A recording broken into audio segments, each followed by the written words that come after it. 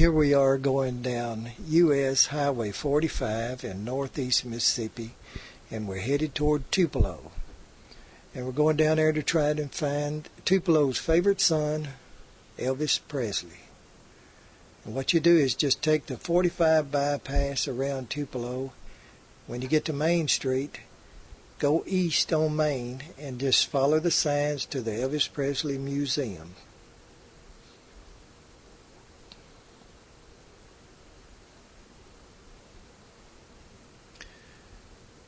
Now this is where Elvis was born. In this two-room shotgun-style house built by Elvis's father, Vernon, and Vernon's daddy and Vernon's brother.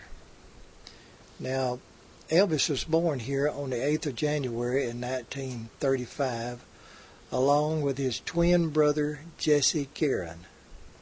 Jesse was stillborn, and so they buried Jesse in a local church cemetery in an unmarked grave.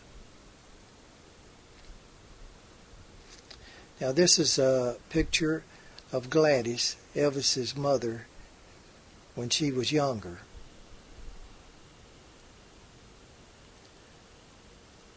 And this is a picture of Vernon, Elvis's daddy.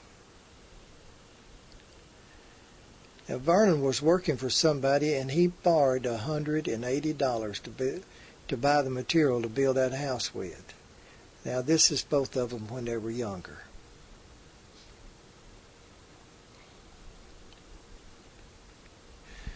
Now this is the entire family, Gladys, Vernon, and baby Elvis.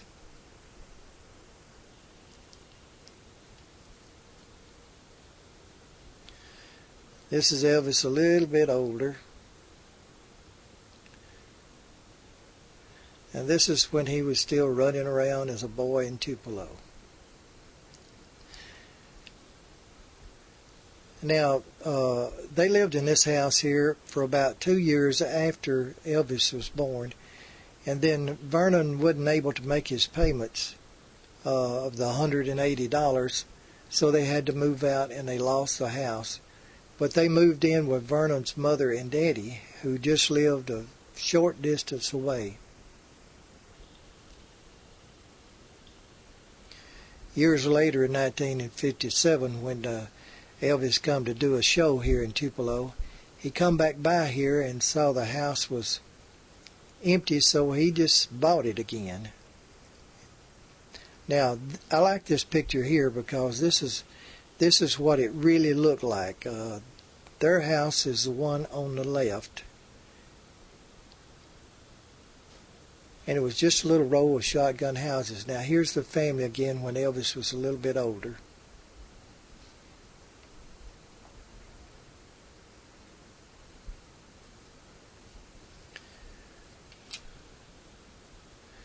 Now this really gives you an idea here of what it was like to be living in Tupelo and in the area with the Presleys.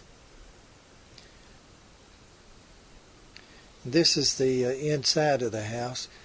Now, as you can see, it's real clean and neat and what have you, and I'm sure it wasn't fixed up as good as as good as it appears to be now. At least judging by the outside, it certainly didn't look as good as it does now. But now Gladys, they say, was an excellent housekeeper. So she kept things, if she had anything to do anything with, she kept it clean. This is the back side of the house.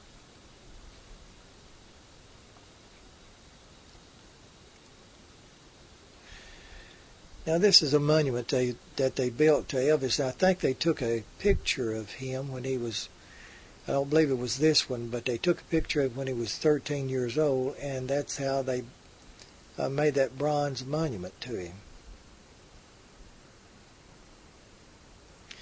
Now Elvis was just a normal kid in and around Tupelo. These kids here that he played with, most of them they're friends and cousins. So he was raised up around family.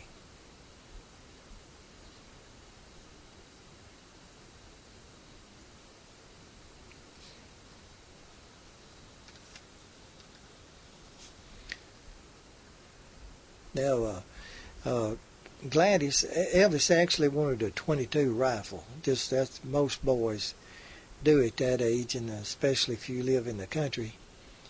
And she had about halfway promised to get him a .22, but she got to thinking about it, and she got scared that he might hurt himself, get hurt some way or another. So she took him down to the local hardware, and she talked him into. He actually went after a rifle, but she talked him into letting her buy him a guitar instead. And so he finally agreed to it, and of course that changed everything for him, later on especially. This is the little grammar school in junior high, Milam. It's in Tupelo that Elvis went to. Now, he brought that guitar, he wagged it around just about everywhere he went. And they said he actually even played for some of the kids at school. And he went to a radio station on the weekends, and he talked the owner into letting him sing. So he would go down there on the weekends, and they'd let him play and sing his guitar, but he only knew one song, and that was Old Shep. So finally the owner told him, said, son, you're going to have to learn to play something else besides Old Shep, And years later, when Elvis had recorded Old Shep and made sold 1 million records, he called the man back and he told him, he said, hey, I just sold 1 million records on Old Shep, and he said, you wouldn't even let me play it. Well, they had a big laugh over it. And be sure now and go to part 2, because this is next is where the Presleys go to Memphis.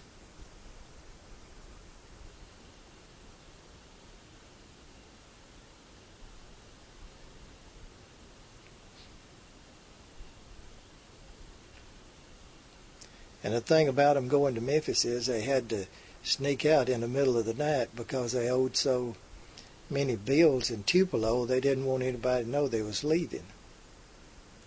But now Vernon wasn't running out on his bills. He intended to get a job in Memphis and pay them off, but he had no idea that 9 years later he would come back, the whole family would come back to Tupelo as a hero.